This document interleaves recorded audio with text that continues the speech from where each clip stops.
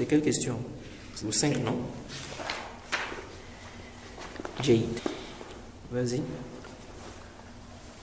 Bismillah wa salatu wa salamu ala nabiyyina wa ala alihi wa sahbihi amma ba'd.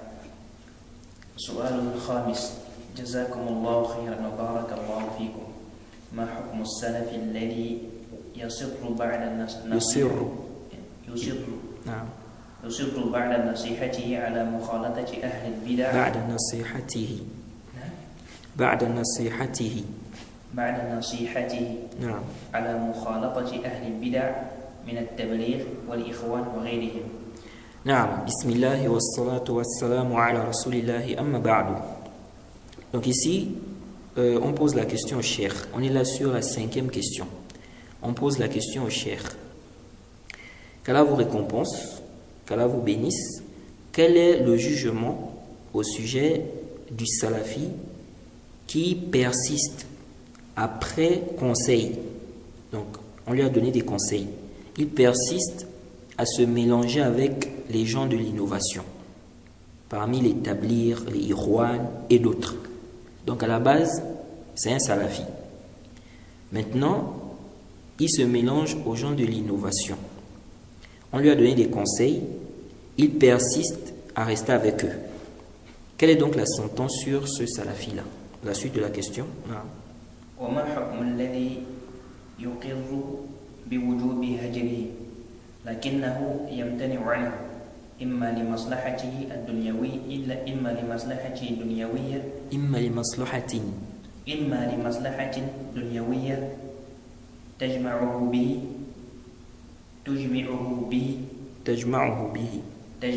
به وإما لكونه يستند إلى فتوى العلامة الألباني رحمه الله تعالى رحمة واسعة والتي مضمونها أنها هذا الزمان لا يسمح فيه الهجر غالبا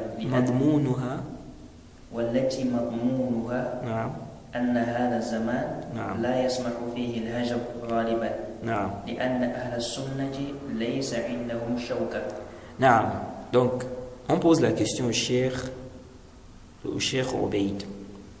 Cette question est très importante parce que les gens du Tamir, les laxistes, viennent souvent, ils apportent un tashwish ici là dans la question du Hajr, et certains se basent sur une parole du Cheikh Al-Albani là. Donc ici on demande au Cheikh quel est le hukm du salafi qui persiste à rester avec les gens de l'innovation comme les tablir, les Ikhwan et d'autres après conseil. Donc il a reçu le conseil, mais il persiste. On demande au cheikh, et quel est le hukm? Et quel est le hukm? Donc c'est comme si ici il y a deux questions en fait, mais ça va dans le même sens. Et quel est le hukm de celui qui approuve? Il reconnaît qu'il est obligatoire de faire quoi? De boycotter les gens de l'innovation. Mais il s'abstient de les boycotter. Donc il est d'accord, il est obligatoire de boycotter les gens de l'innovation. Mais il s'abstient, donc il ne les boycotte pas. Il est avec eux, il reste avec eux. Soit à cause d'un intérêt mondain, qui les regroupe, donc c'est à cause de ça qu'il est avec eux. Soit parce qu'il se base sur une fatwa du grand savant Al-Albani, qu'Allah lui fasse miséricorde.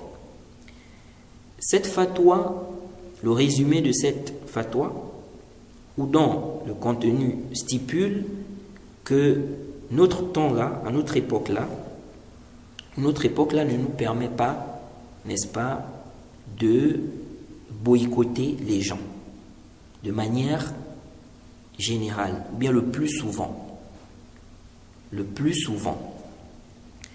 car les gens de la sunna n'ont pas quoi? N'ont pas de force. Donc ça c'est la question qu'on pose au cheikh. Quelqu'un, il est salafi à la base, mais il reste avec les gens de l'innovation, malgré le conseil, il persiste. Ça c'est le premier point. Deuxième point, quel est le hukm de celui-là qui reconnaît qu'il est obligatoire de faire le boycott. Il est obligatoire de boycotter les gens de l'innovation. Mais il s'abstient à cause d'un intérêt mondain ou bien parce qu'il se base sur une fatwa du Cheikh Al-Albani. Avant de lire la réponse du Cheikh,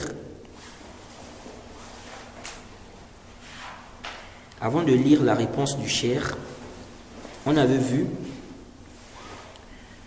vu que le hajr, le boycott, est légiféré et qu'il y a un consensus des gens de la sunna par rapport à cela. On a lu la parole de l'imam Al-Barawi. Et l'imam Al-Sawabouni aussi a mentionné ce consensus-là dans son livre « La croyance des salafs et des gens du hadith ». Donc, il y a un consensus sur le fait de boycotter les innovateurs. Il n'y a pas de divergence là-bas. Maintenant, le boycott a plusieurs formes. Jade. Parmi les formes de boycott, on a le hajr qui est ta'dibi. C'est-à-dire que tu fais le hajr, on veut faire le hajr ici pour éduquer. On va dire c'est le boycott éducatif. Jade. Le boycott éducatif, c'est-à-dire que ça a pour but d'éduquer. Éduquer qui ici? Soit éduquer celui à qui on fait le hajr, ok? Soit éduquer les autres, les gens. Et ça c'est important parce qu'il y a des gens, ils vont te dire que si le boycott n'est pas profitable pour lui, celui à qui tu fais le hajr là, il faut laisser. Donc, ton but ici, c'est quoi? C'est qu'ils puissent revenir à la vérité. Parce qu'il y a des gens, lorsque on les boycotte, ça peut les amener à revenir à la vérité. Donc, tu veux le boycotter pour qu'il revienne au haqq. Tu veux l'éduquer. Ils vont te dire, si c'est quelqu'un, même si tu le boycottes, même si les gens le boycottent, il ne va pas revenir au haqq. Il ne va pas revenir à la vérité. Et donc, comme c'est quelqu'un qui est comme ça ne sert à rien de le boycotter. On dit non. Parce que l'éducation ici, il n'y a pas que lui qu'on peut vouloir éduquer. On peut aussi éduquer les autres.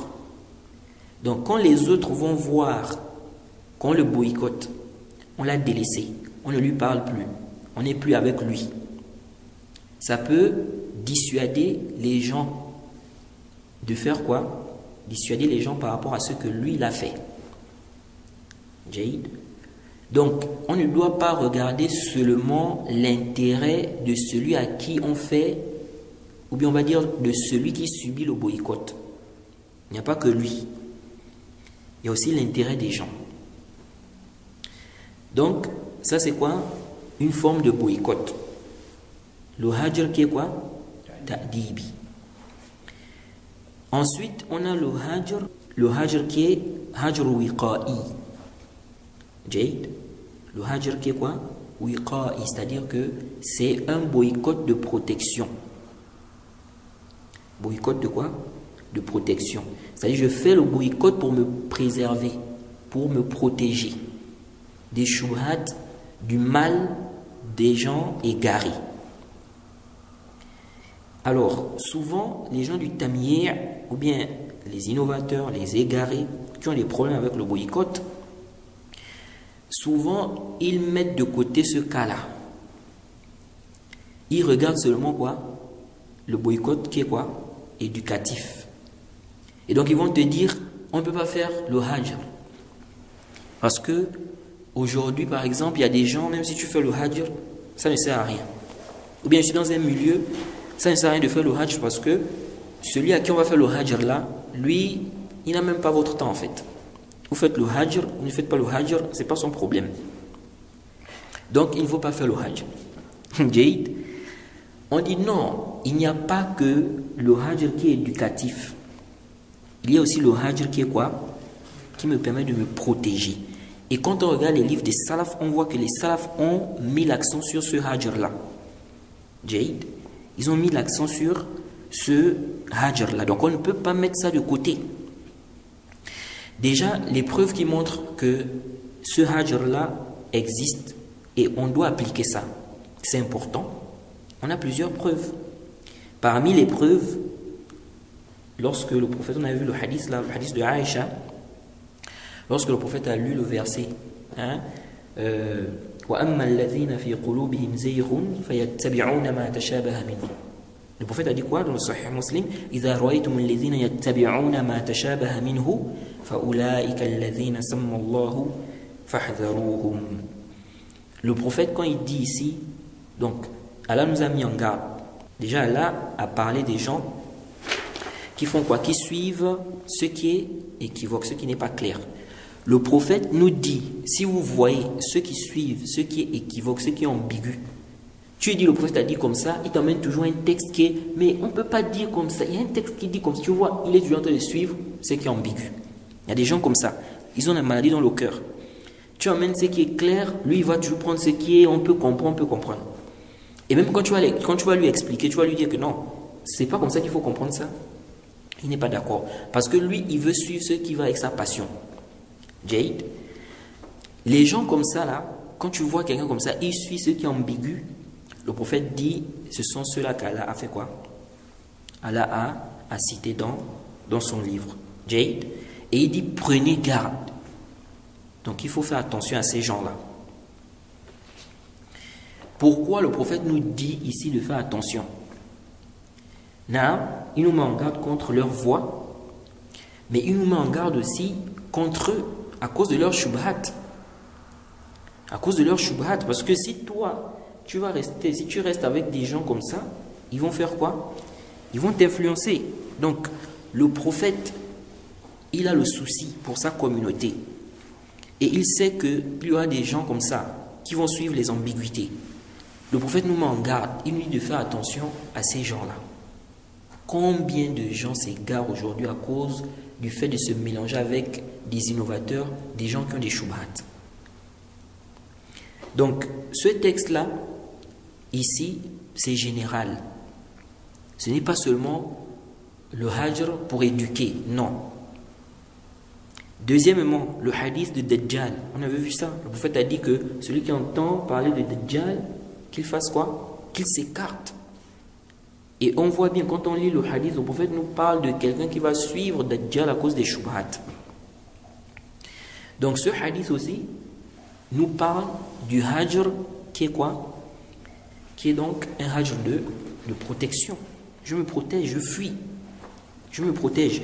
Donc quand quelqu'un vient aujourd'hui pour dire aux gens que si celui à qui tu vas faire le hajr, le hajr ne va pas être profitable pour lui, il faut laisser. Il ne faut pas faire le hajr. Non, mais mon intérêt à moi.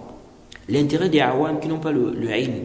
On va dire non, mélangez-vous avec les innovateurs parce que eux, même si vous faites le hajr, il n'y a pas d'intérêt. Il n'y a pas d'intérêt pour celui à qui tu fais le hajr. Mais eux, leur intérêt est là. Ça va les préserver de leur shubhat. De même aussi, le hadith où le prophète avait dit, il y aura des gens qui viendront, n'est-ce pas, à la fin de cette communauté, qui vont vous dire des choses que vous n'avez pas entendues. Jade. Et il a dit de prendre garde. Donc, le prophète nous met en garde ici contre des gens qui vont venir avec des shubhat, des gens qui vont venir avec des choses qui ne sont pas quoi? Qui ne sont pas justes. Et c'est vrai qu'il y a aussi le boycott qui est quoi? Pour éduquer. Quand on regarde l'histoire de Ka'b ibn Malik avec ses compagnons. Donc, nous disons, le fait de dire aux gens aujourd'hui qu'il ne faut pas boycotter quelqu'un, bien il ne faut pas boycotter les innovateurs. Si tu vois qu'il ne va pas profiter de ce hajr, de ce boycott, nous disons ça ne tient pas. Jade, ça ne tient pas parce que le boycott n'est pas limité au boycott pour éduquer. Jade, il y a aussi le boycott, pourquoi? Pour se préserver. Ensuite, le fait de rester avec les innovateurs, parler avec eux, rire avec eux, rester toujours avec eux, ça va finir par faire quoi? Faire que tu vas les aimer. Jade. Alors que ce qui est demandé, c'est de ne pas les aimer. Ce qui est demandé, c'est de détester les gens de l'innovation. L'imam Sabouni, il dit dans la croyance des salaf et des gens du hadith, que les gens de la sunna détestent les gens de l'innovation. Parce qu'ils s'opposent au prophète. On va dire, ils s'opposent à la sunna du prophète. Ils innovent. Et donc toi, tu aimes le prophète Mohammed, tu dois détester ces gens-là qui font quoi? Qui innovent. Aujourd'hui, tu vas même voir des gens ils défendent la bid'a. C'est-à-dire que tu lui dis que quelque chose est une bid'a, il n'est pas d'accord. En fait, pour lui, c'est comme si on doit innover dans le din. Il dit ceux qui disent que non, il n'y a pas de bonne bid'a. Leur parole n'est pas sahih. Donc lui, il va te dire il y a des bonnes bid'a. Et il dit ça pourquoi? Pour apporter des innovations dans le din. Il veut soutenir qu'il y a des bonnes bid'a. Il y a des bonnes bid'a dans la religion. Donc, des gens comme ça, nous disons, toi en tant que musulman, salafi, sunni, tu vas aimer quelqu'un qui est en train de défendre les innovations. Quelqu'un qui, n'est-ce pas, qui contredit le prophète, qui innove dans le din. Malgré les conseils, tout ça, il persiste. Donc, le fait de rester avec eux, ça peut emmener quoi?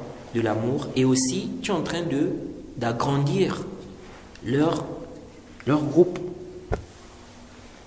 Jade. Donc nous disons, le boycott, on ne doit pas limiter quoi? On ne doit pas limiter le boycott au boycott qui est quoi? Éducatif. Et l'imam Shatibi, qu'est-ce qu'il dit? Il a une très belle parole, il dit dans Al-I'tisam. L'imam Shatibi dit dans Al-I'tisam, au tome 1 à la page 228. Après avoir cité des athar, des salaf, où, n'est-ce pas, ils interdisent de rester avec les gens de l'innovation, les gens des passions, il dit il dit, on a beaucoup de athar allant dans ce sens-là, où des salafs interdisent de rester avec les gens de l'innovation. Il dit وَيُعَبِّدُهَا ما روي عنه عليه السلام أنه قال المرء على دين خليله فلينظر أحدكم من يخالل. Le prophète a dit, donc il dit, ce qui vient renforcer ça, le fait de ne pas rester avec les gens de l'innovation, il dit, c'est ce qu'on rapporte du prophète. Le prophète a dit que l'homme est sur la religion de son ami intime. Jade, son ami. Il dit donc que l'un d'entre vous regarde bien qui il prend pour ami intime. Et ça montre aussi que, on doit toujours boycotter, n'est-ce pas, appliquer le hajj qui est quoi? Le hajj qui est wiqa'i. Parce que quand le prophète dit ici que l'homme est sur la religion de son ami intime, ça veut dire quoi? Ça veut dire que le fait de rester avec lui, ça va t'influencer. Ça va t'influencer et tu vas te retrouver sur sa voie. Donc, soit c'est lui qui va être sur ta voie, soit c'est toi qui vas être sur sa voie. Et on dit, tu ne dois pas prendre ce risque. Jade. Donc, il dit ici, وَوَجْهُ ذَلِكَ ظَاهِرٌ منبه عليه في كلام أبي قلابة. Il dit, l'aspect argumentatif ici est apparent. Jade, on voit ça dans la parole de Abi Qilaba. Qu'est-ce qu'il a dit? Lui, il a dit, comme l'a rapporté l'imam Darimi dans le Muqaddima de ses Sunan, dans le Muqaddima là-bas, à la page donc, des Sunan, à la page 405, il dit qu'il a dit, ne vous asseyez pas avec les gens des passions. Ça, c'est rapporté de façon authentique.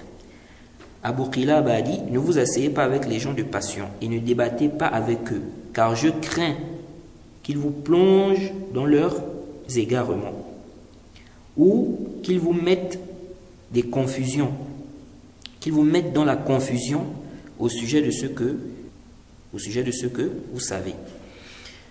Donc, ici, on voit encore que là, ce n'est pas une question de, comment on appelle, de hajr qui est ta'dibi. Il dit ici, il craint qu'il te plonge dans l'égarement. Donc, c'est la protection. C'est pourquoi il te dit de ne pas t'asseoir avec eux. Donc, il dit ici, Ash-Shatibi dit, إذ قد يكون المرء على يقين من أمور السنة. Il dit quelqu'un peut être sûr, il est sûr sur quelque chose, n'est-ce pas, en rapport avec la sunna, ou bien quelque chose de la sunna. Il est sûr, il est convaincu. Il dit فيلقي له صاحب الهوى فيه هوى مما يحتمله اللفظ لا أصل له. Il dit, l'homme des passions va lui balancer une passion, une ambiguïté, une bid'a, dont le terme peut supposer cela. Donc, yahtamil, quand on voit ce qu'il a dit, yahtamil. Il dit, mais qui n'a pas de base en réalité. Ou yazidu lahu fihi qaydan min ra'yihi. Ou bien il va ajouter une restriction de lui-même, de son opinion. Fayaqbaluhu qalbuhu. Son cœur accepte cela. فإذا رجع إلى ما كان يعرفه وجده مظلما فإما أن يشعر به فيرده بالعلم أو لا يقدر على رده وإما أن لا يشعر به فيمضي مع من هلك. Donc ici il dit, comment on appelle, il est sur une question, un fondement, une croyance, une chose, il est sûr de ça. Jayd, quelque chose qui est, n'est-ce pas, confirmé dans la sunna. Il est sur la sunna. Il dit maintenant, l'innovateur, l'homme des passions, peut balancer une shubha, ou bien il va balancer une parole, une bid'a, ou bien il va ajouter une restriction sur quelque chose, sur une mas'ala. Il dit, quand il va retourner à ce qu'il connaissait là, il va trouver que c'est quoi? C'est sombre, c'est ténébreux. Soit il va se rendre compte de cela, et donc il va réfuter ça avec science. Il dit, ou bien il ne pourra pas réfuter ça. C'est ça le grand danger. Tu vas avec les gens de l'innovation, tu restes avec les gens de l'innovation. Maintenant, il te balance des shubhat. Ash-Shatibi dit ici, soit la personne va réussir à réfuter ça avec science, soit elle ne pourra pas. Et la shubha, je rappelle aussi que l'ambiguïté, ce n'est pas seulement les awam. Un étudiant en sciences peut avoir une ambiguïté. Un savant peut avoir une ambiguïté. Et cette ambiguïté peut les égarer. Donc ce n'est pas seulement les awam. Même le savant, il peut tomber dans des shubhat. Il va lire des livres des takfiri, il va lire des livres, n'est-ce pas, des ash'aira. Il va tomber dans leurs ambiguïtés. Et il va commencer à suivre leur position. Car il a trouvé des shubhat là-bas, il n'a pas pu réfuter ça. Il n'a pas su comment réfuter ça. Malgré qu'il est savant, malgré qu'il est étudiant en sciences, il a le ilm. Quand on regarde des savants même qui se sont trompés dans les questions des asma à sufat là, c'est par rapport à quoi? Ils avaient des ambiguïtés. Ces ambiguïtés là, ils ont eu ça où? Dans des livres. Auprès des gens qui avaient ces ambiguïtés là. Donc ça c'est pour le savant ou même l'étudiant en sciences qui a le ilm. Alors que dire de quelqu'un qui n'a même pas de science? Donc il va se mettre dans une posture de risque en allant faire quoi? En restant avec les gens de l'innovation. Donc ici là, Ash-Shatibi dit, soit il va réfuter ça avec science, soit il ne pourra pas. Et c'est ceux qui trompent aussi beaucoup.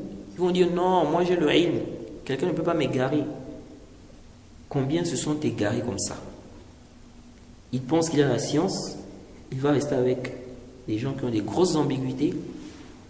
Après on se rend compte quelques jours après qu'il est avec eux. Et parfois la personne ne se rend pas compte. La personne se dit qu'elle a trouvé maintenant la vérité. Alors que non, on t'a mis des shubhat. À cause de ton ilm, tu n'as pas su réfuter ça. C'est-à-dire que ton niveau de science, tu n'as pas pu réfuter ça. Tu as cru que c'était ça la vérité. Voilà, maintenant tu commences à suivre ces gens-là. Donc il dit ici, soit il va se rendre compte, il va réfuter avec science, soit il ne pourra pas. Donc ici tu ne sais pas, Jayd, il ne faut pas prendre le risque d'aller. Il dit soit il ne va pas se rendre compte. Il va donc partir ou bien aller avec, il va partir avec ceux qui ont péri. Jaïd. Donc il se peut que la personne s'aperçoive que ce que celui-là m'a dit là, c'est une chouba. Et il peut réfuter ça. Il se peut qu'il n'arrive pas à réfuter ça. Il se peut qu'il ne se rende même pas compte. Jaïd, il va suivre cela. Donc la personne ne doit pas prendre le risque. C'est pourquoi le cas du hajr là, il demeure. On ne peut pas dire aujourd'hui qu'on doit laisser ce hajr là, parce qu'aujourd'hui, il y a même beaucoup d'ambiguïtés. Si on regarde les ambiguïtés aujourd'hui là, si on regarde les ambiguïtés à notre époque, et au temps par exemple des salafs, on va voir qu'à notre époque, les ambiguïtés sont plus rapides. Avec Internet, c'est encore devenu plus grave. Jade, à l'époque, pour avoir l'ambiguïté, bien pour écouter l'ambiguïté, il faut par exemple voyager, ou bien on a envoyé la lettre, ou bien le livre, ou des trucs comme ça. Mais aujourd'hui, en quelques secondes, l'ambiguïté vient te trouver chez toi. Sur le net seulement, quelqu'un, je ne sais pas dans quel pays, il a balancé une parole, tu as lu ça, en quelques secondes, il a balancé ça. Des milliers de gens dans le monde ont déjà vu ça. Vous voyez, les audios aujourd'hui, la façon dont ça se balade, les gens aujourd'hui propagent les audios. Tu veux écouter un audio, allez, on t'a déjà mis là, la chouba. Donc, en réalité même, ceux qui disent que non, à notre époque, il ne faut plus boycotter. Non, on doit même boycotter parce qu'à notre époque, c'est encore pire.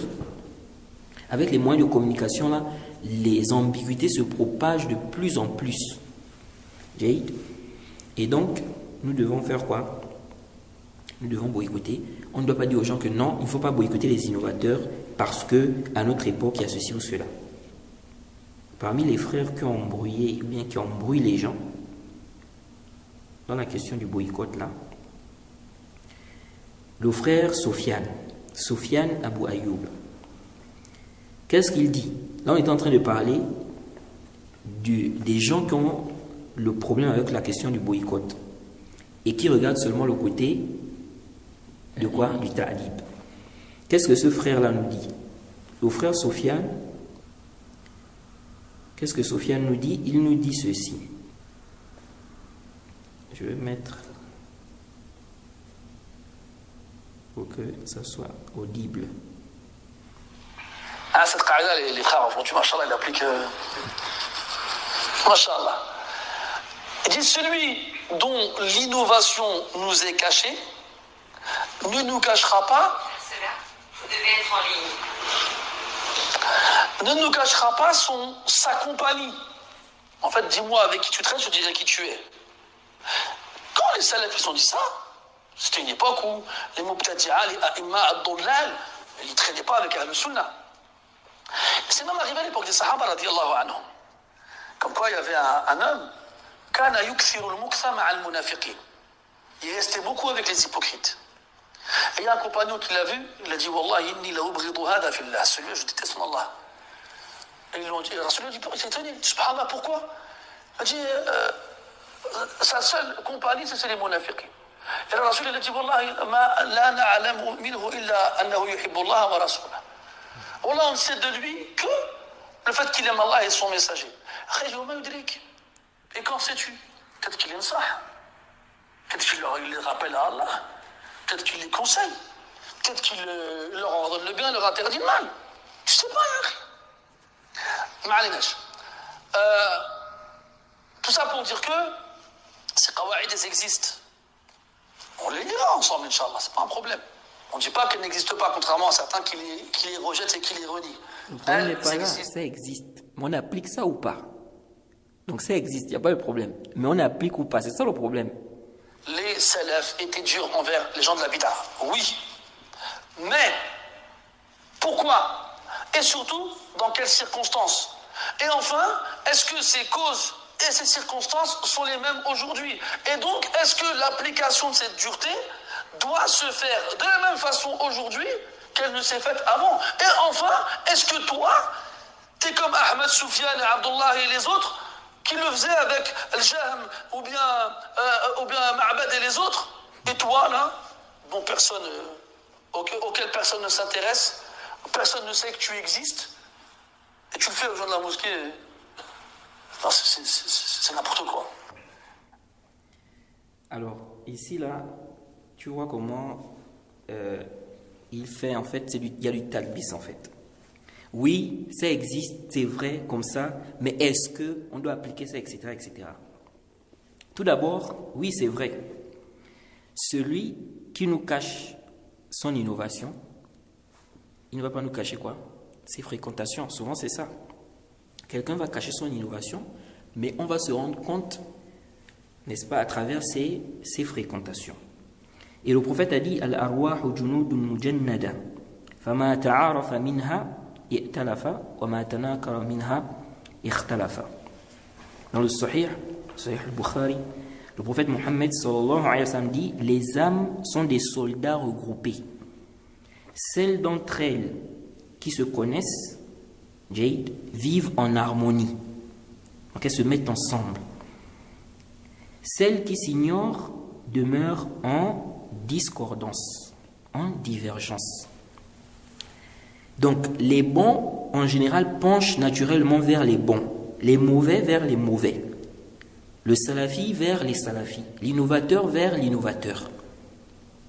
Donc, si on te voit avec des innovateurs, on te voit toujours avec des innovateurs, on doit dire quoi? Quand on regarde, même chez les animaux, quand tu regardes, tu vas voir que les pigeons restent toujours avec des pigeons.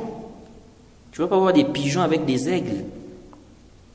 Ou bien des aigles avec des pigeons. Non. Même si il peut y avoir des cas rares où tu peux trouver un animal qui se retrouve avec une autre espèce. Mais en général, ce n'est pas ça. Donc, on te voit avec des innovateurs. Tu es toujours avec des innovateurs. Mais qu'est-ce que tu fais avec eux? En principe, ça doit être même automatique. Quand tu es salafi, tu appliques vraiment les principes de la salafia. Tu es vraiment, tu mets en application, n'est-ce pas, les principes de la salafia. En principe, même les innovateurs vont te fuir. C'est automatique. Parce que vous ne vous entendez pas, ça ne passe pas. Comme on dit, le courant ne passe pas. Donc le fait qu'on te voit toujours avec des innovateurs, ça c'est quoi? C'est un signe. C'est un signe. Et le prophète a dit que l'homme est sur la religion de quoi? De son ami. Ça c'est la preuve qu'on peut te juger en fonction de quoi? De tes fréquentations. Ensuite, quand il dit ici, les salafs ont dit ça, c'était une époque où les imams, n'est-ce pas, égarés, les innovateurs, ne traînaient pas avec les gens de la sunna. C'est pour dire quoi? C'est comme s'il veut nous dire que donc à notre époque-là, ce n'est pas le cas. Les innovateurs sont avec les... Donc on ne doit pas venir appliquer ça. Kif. Si on suppose que quelqu'un est dans un village, dans ce village, on va dire, on a des salafis dans un village, un groupe de salafis. Et on a des innovateurs qui eux cherchent à rester avec des salafis. Ok? Donc ils cherchent à marcher avec des salafis. Quel est le devoir de ces salafis-là vis-à-vis de ces égarés-là?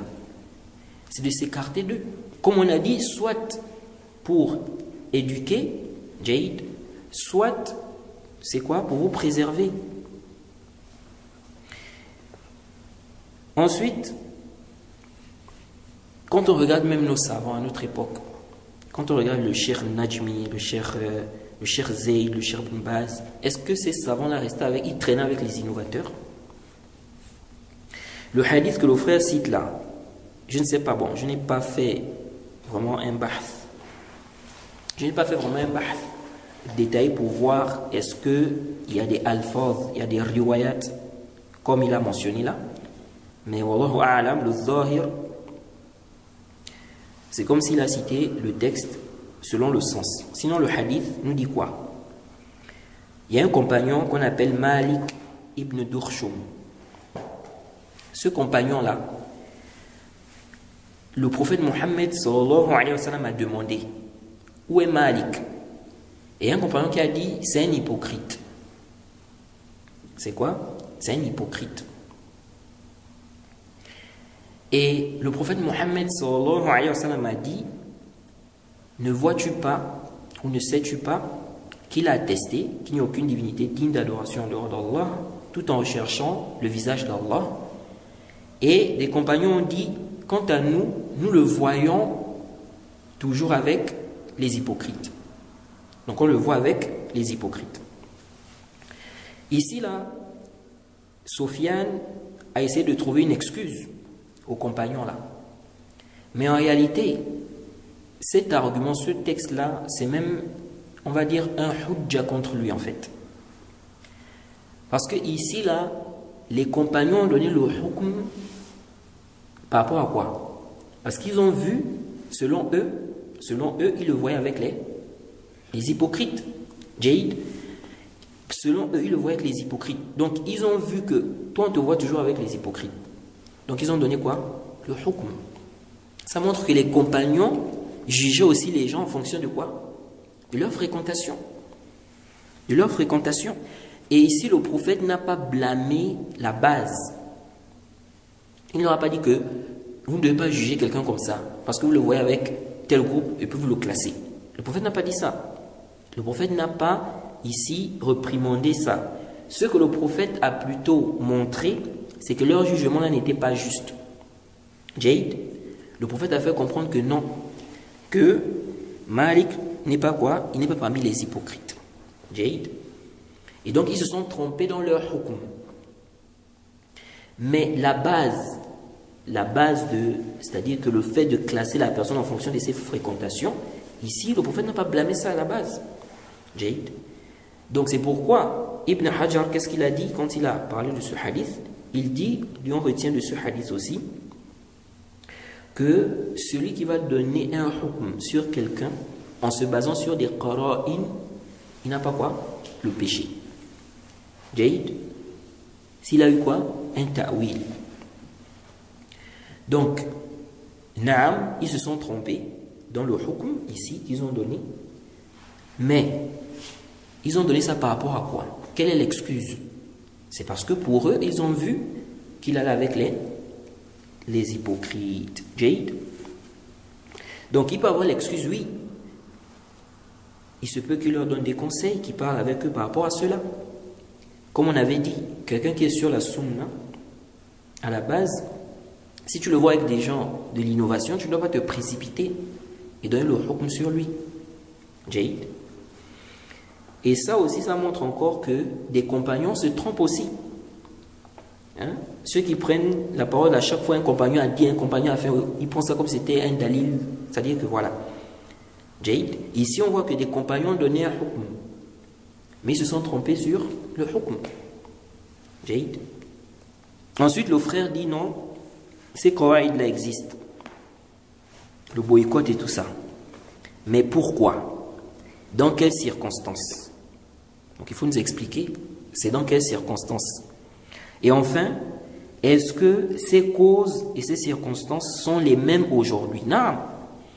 Quand les salafs ont mis en garde contre le fait de rester avec les innovateurs, c'était par rapport à quoi? Il y avait la question de l'éducation, pour éduquer ces gens-là.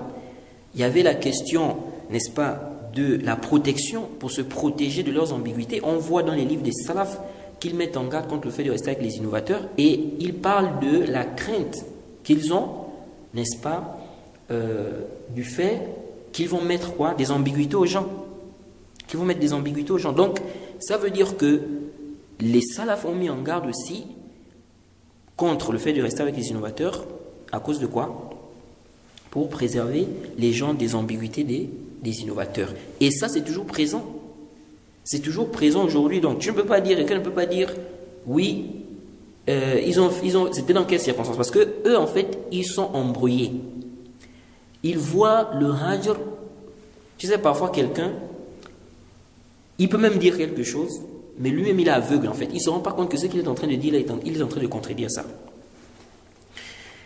Ils sont bien conscients que les innovateurs mettent des shubhat aux gens. Les innovateurs égarent les jeunes qui n'ont pas de ilm. Sofiane lui-même, il est conscient de ça. Et on va même écouter un audio où il fait ressortir cette réalité. Mais malgré ça, ils sont quand même aveugles et ils arrivent à dire aux gens, non, tu n'es pas l'imam Ahmed, tu n'es pas tel savant. Donc il faut être d'abord un imam. Donc pour me protéger, si je dois me protéger des shubhat, je dois être un imam.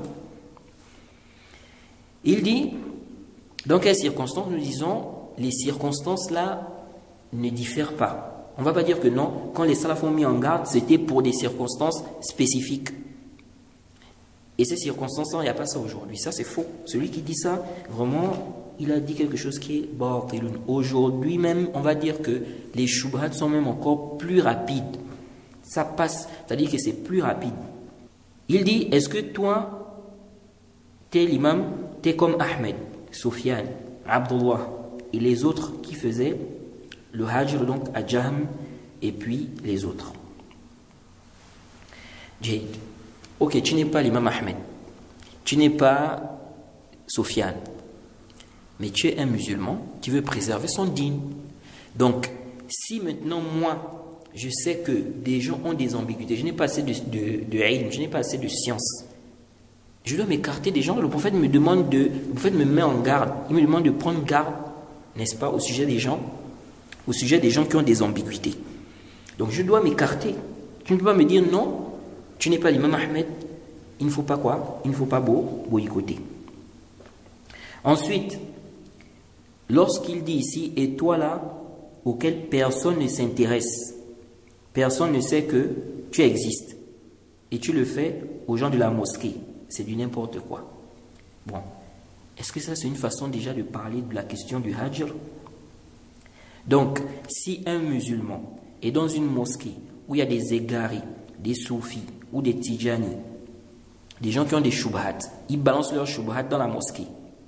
Lui doit rester avec eux parce que ce n'est pas l'imam Ahmed. Ça c'est l'égarement. Et un autre point qui est important ici, c'est que lorsque on dit, même à supposer, que quelqu'un, il ne craint pas quoi? Les shubhat d'un tel. Jade. Mais il fait partie des awam. Ce n'est pas l'imam Ahmed. Il n'a pas le niveau de l'imam Ahmed. Ce n'est pas un imam. Dans le cas où, par exemple, l'imam, disons, un imam, le dirigeant, ou même pas le dirigeant, un savant demande de boycotter un innovateur. Il demande aux gens, aux awam, tout ça, de le boycotter. Celui-là, les awam, là, ils ont le droit de le boycotter ou pas? Ils ont le droit de le boycotter. Quelqu'un, c'est un innovateur, même si ce n'est pas un problème de shubhat, mais on veut ici l'éduquer. Même si tu n'es pas au niveau de l'imam Ahmed, ici, là, il y a un intérêt à ce que même les awam fassent le boycott. Donc, si le savant demande de boycotter une personne pour l'éduquer, les gens qui ne sont pas au niveau de l'imam Ahmed, s'ils appliquent ça, on ne va pas dire ici qu'ils ont mal fait. Parce que parmi les intérêts du boycott, Jade, il y a quoi aussi? Il y a le fait que la personne revienne au haqq. Donc quand la personne va voir que les gens sont en train de la boycotter, les awam, tout ça là, tout le monde s'écarte d'elle, ça peut emmener la personne à revenir. Donc, lorsque Sofiane dit ici que tu n'es pas l'imam Ahmed, tu viens boycotter les gens à la mosquée. Bon, maintenant, il n'est pas l'imam Ahmed, mais un savant a dit de boycotter, par exemple, certains innovateurs. Il n'a pas le droit de les boycotter. Si le savant là veut éduquer ces innovateurs-là, par exemple, il a le droit, malgré qu'il n'est pas l'imam Ahmed. Ensuite, Sofiane est venu encore, en fait, comme je disais tantôt, il est lui-même, en fait, il a confirmé le danger de rester avec les innovateurs. Qu'est-ce qui s'est passé? En fait, il s'est embrouillé dans la question du boycott. Lui, en fait, quand il parle de boycott, bien qu'il voit que les innovateurs peuvent influencer les gens avec leurs shubhat, mais quand il vient maintenant parler de la question du boycott, il devient aveugle et il mélange les choses. Il vient mettre des conditions qui en réalité, ça n'a pas sa place. Qu'est-ce que Sofiane dit? Sofiane lui-même reconnaît le danger des innovateurs. Il nous dit ceci. Donc, pour ne pas tomber dans ce risque et ce danger d'être influencé et d'être convaincu par les gens qui qui utilisent ces procédés-là, on ne s'associera pas avec eux. Et on ne les côtoiera pas. Et on ne les accompagnera pas. Et les grands imams chez les salafs, ils ne le faisaient pas avec la science qu'ils avaient. Voilà. Donc, malgré le ilm qu'ils avaient, les grands imams là, ils ne s'associaient pas avec les gens d'innovation. Maintenant, que dire de quelqu'un qui n'a pas le ilm? On va l'envoyer s'asseoir avec les gens de l'innovation, sachant que ces gens-là vont lui mettre des choumats. Une fois, il était dans la mosquée, et il y a un homme, il est venu le voir, il me dit, Ya Aba Tamima, as'aluka an kalima. Il savait que c'était quelqu'un qui aimait bien poser des questions de ce genre-là. Et quand il lui dit, laisse-moi te poser une question sur un mot. Et ça, c'est dans un autre charh. Hein. Ce qu'il dit là, ce qu'il cite là, ça, c'est dans son explication de Sunna. Ça, c'est un autre charh. Il s'est levé. Il lui a dit, voilà, nisfa kalima. Il a dit, même pas la moitié d'un mot, tu me poses une question. Laisse-moi tranquille. Il ne voulait pas leur répondre. Il ne voulait pas leur parler. Il ne voulait pas répondre à leurs questions. Ça, c'était des imams. Des gens dont la science et la droiture ont été reconnues par tous. Vous ne voulez pas débattre avec eux. Est-ce que quelqu'un d'ignorant, il y a des frères qui m'ont dit, oh, Marie, c'est mon frère, je l'aime bien, on a grandi ensemble, je le connais bien. Inch'Allah, je vais le convaincre. Ouais, c'est lui qui le convainc, comment tu fais? Comment tu fais? Donc le din, il est clair, alhamdulillah. وجل صلى الله عليه وسلم تركتكم على المحجة البيضاء ليلها كنهارها لا يزيغ عنها إلا هالك. Je vous ai laissé sur une voie claire de jour comme de nuit. C'est une voie qui est éclairée par la révélation, contrairement à une voie qui serait éclairée par le soleil et quand il fait nuit, on ne voit plus rien. Non, cette voie elle est claire tout le temps.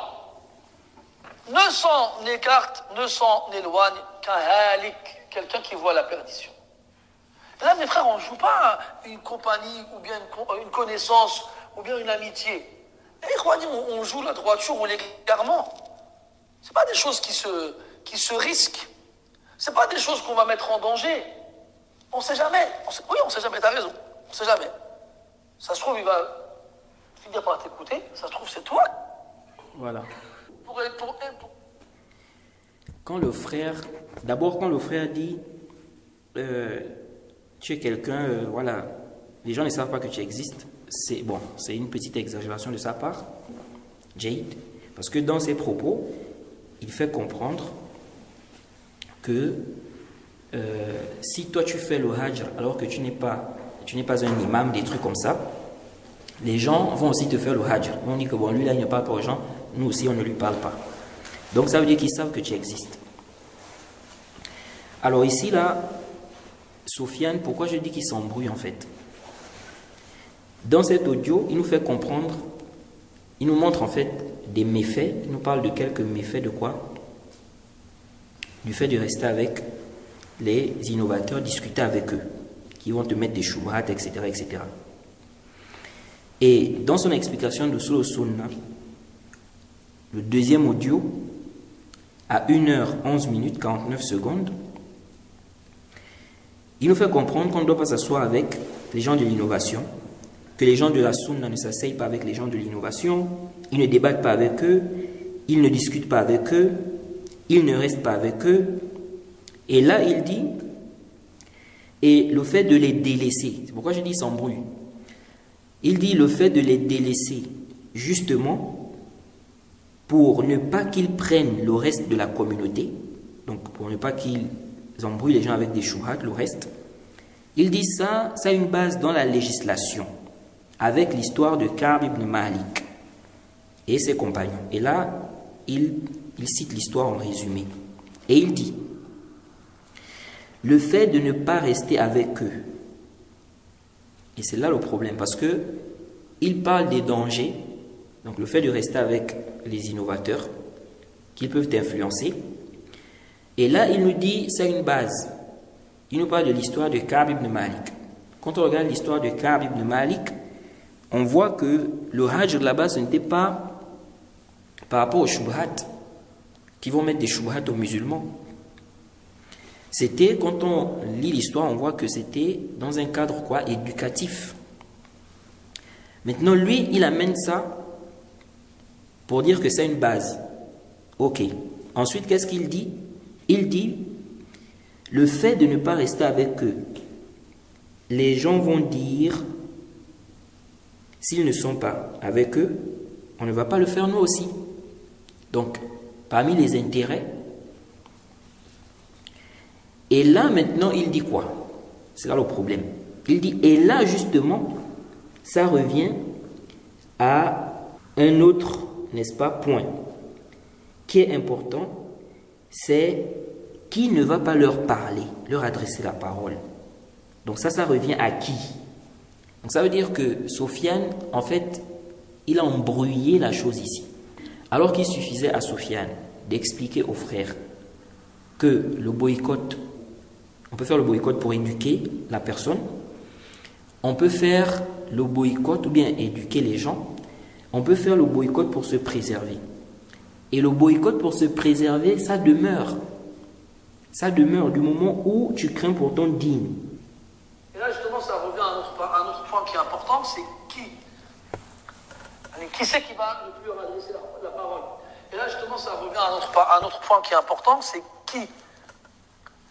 Qui c'est qui va ne plus leur adresser la parole? C'est les gens qui sont influents, justement. Parce que quand toi, tu n'as pas... Non, ce n'est pas seulement les gens qui sont influents. Même si tu n'es pas influent, si tu crains pour ton digne, tu t'écartes de ces gens-là. Tu ne leur parles pas. Et là, justement, ça revient à un autre point qui est important, c'est qui? Qui c'est qui va ne plus leur adresser la parole? C'est les gens qui sont influents, justement. Parce que quand toi, tu n'as pas de présence auprès des gens, ça ne veut même pas que tu existes. Tu arrives à la mosquée, tu regardes devant toi sans regarder ni à droite ni à gauche. Non, tu n'as pas compris le principe, toi. Déjà, tu vas mettre des gens dans la case de l'innovateur, alors que tu ne sais même pas s'ils rentrent dedans ou pas. Ensuite... Non, il doit, s'il veut classer les gens d'innovateurs, il doit avoir des preuves. Et s'il n'a pas, et qu'il doute, est-ce que ce sont des gens de la sunna ou des gens de l'innovation, et qu'il craint pour sa religion, il a le droit de se méfier, de faire attention. On ne va pas envoyer les gens se mettre dans des risques. Quand toi tu fais ça, comment les gens vont voir la chose? Ils vont se dire, oh, machallah, le frère il apporte pas ça, je ne pas pareil. Donc ça veut dire que quand Sofiane dit ici n'existe pas, c'est une façon de parler. Parce que il dit ici comment les gens vont réagir. Donc ils savent que tu existes. Je ne sais même pas s'ils rentrent dedans ou pas. Ensuite, quand toi tu fais ça, comment les gens vont voir la chose? Ils vont se dire, oh, machallah, le frère il apporte pas ça, je ne pas pareil. Ils s'en fichent de tout. Limite, ils vont dire, regarde celui-là, il ne passe pas le salam aux musulmans, c'est à lui qu'on ne va plus passer le salam. Oui, ça... si ce sont des innovateurs, et qu'ils décident de ne plus lui parler, ce serait un bien pour lui. C'est comme ça, malheureusement. Donc, il faut bien être conscient des choses-là. Un peu dans le même sens, quand les gens sont connus pour leur pratique religieuse, machallah, ils portent la sunna, ils vont à la mosquée, ils ne vont pas dans les endroits à pas fréquenter et tout ça, mais tu vas le voir discuter avec des voyous, avec des délinquants. Les gens ne vont pas comprendre. Attends, pourquoi il reste avec eux? Lui, il vend de la drogue tous les jours, il fait zina tous les jours, il embête les voisins tous les jours, et lui, il va à la mosquée tous les jours, il reste avec lui. Ils vont les associer. Soit ils vont te dire, soit le barbu, il considère ce que l'autre fait comme étant bien, ou soit le délinquant, il est comme l'autre. Ils vont finir par les associer. C'est pour ça qu'on disait tout à l'heure, les salafs, ils étaient durs vis-à-vis des gens de l'innovation, et ils ne leur parlaient pas du tout. Même des fois, pour leur rendre le salam, ils ne leur rendaient pas le salam. Un homme, il est venu voir, il a vu Shafi'i à la mosquée, il s'approchait de lui, il a dit, salam alaikum ya Aba Abdillah. Et Shafi'i, il dit qu'il n'a pas bougé. Et il n'a cessé de l'observer, il lui répétait salam alaikum, il regardait ses lèvres pour voir si lui répondait au salam. Finalement, il est mort, c'était sa janaza. Sur Saoula, rahmatullah alayhi, il rentre et il traverse tous les rangs jusqu'à arriver à la civière. Il voit l'homme, il fait demi-tour, il repart. Il ne prie pas sur lui. Et les exemples, ils sont nombreux et variés. Et ils existent, ces textes-là, ils sont connus, on les connaît. Mais oui, il faut les remettre à leur place. D'accord? C'était des imams. Jade, on les connaît, il faut les appliquer. Et il ne faut pas détourner, n'est-ce pas, le fondement des gens de la sunna, de sa réalité, en déformant ça. De même, on peut boycotter si un imam ou bien un savant demande de boycotter, s'il demande de boycotter quelqu'un, n'est-ce pas, par rapport à un intérêt,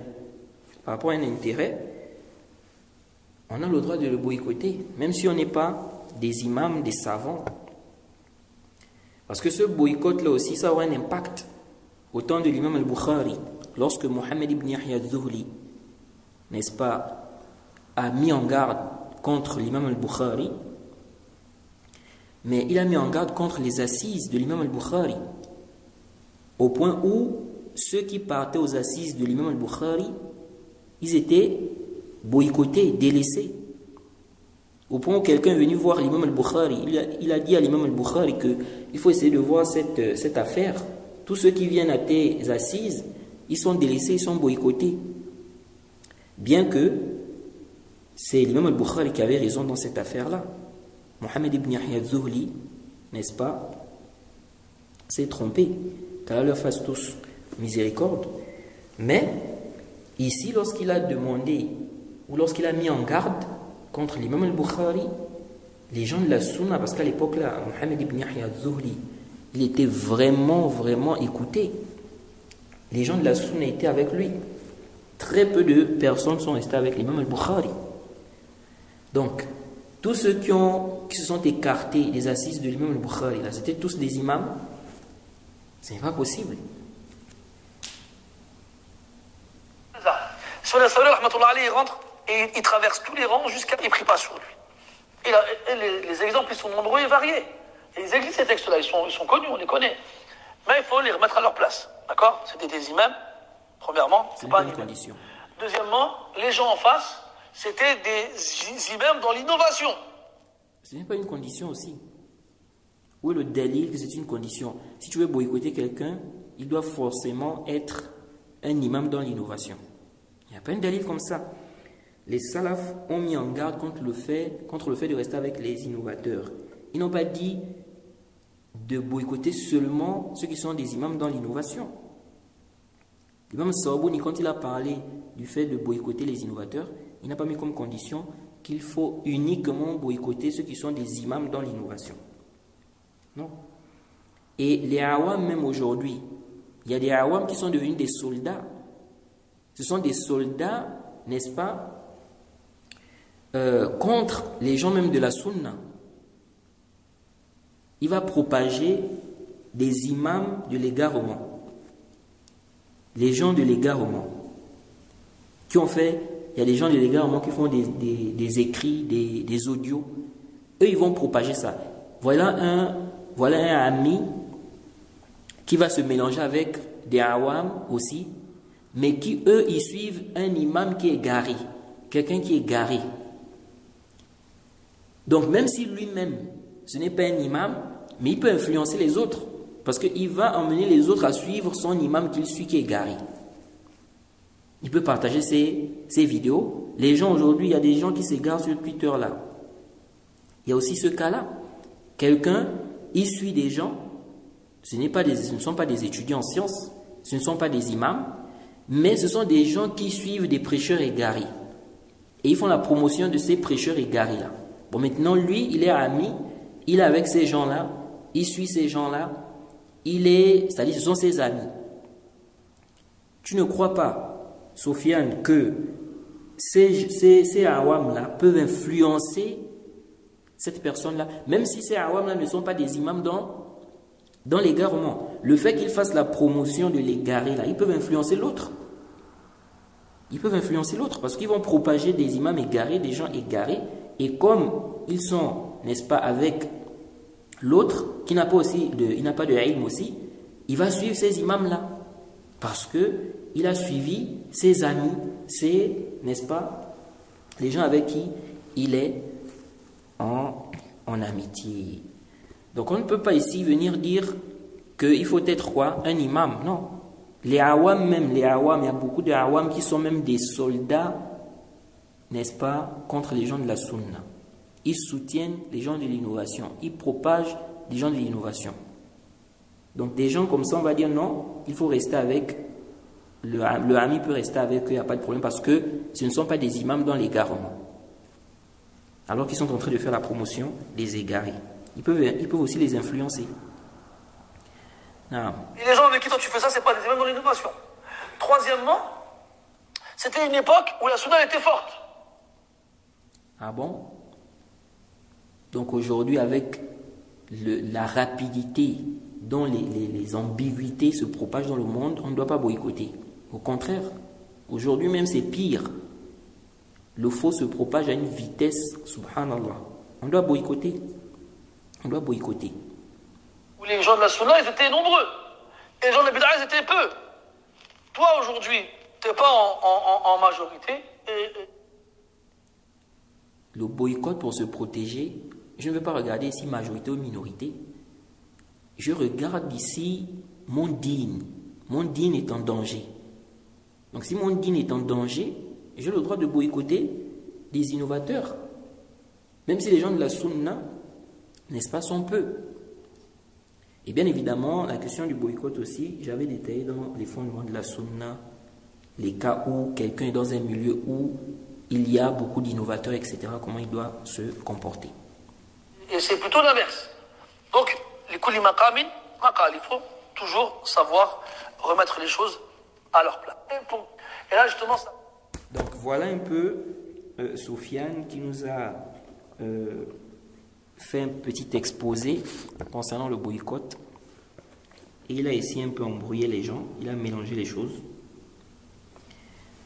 Et qu'est-ce qu'on retient de tout ça? Ce qu'on retient, faites attention. La question du boycott est une question qui rentre dans les fondements des gens de la sunna.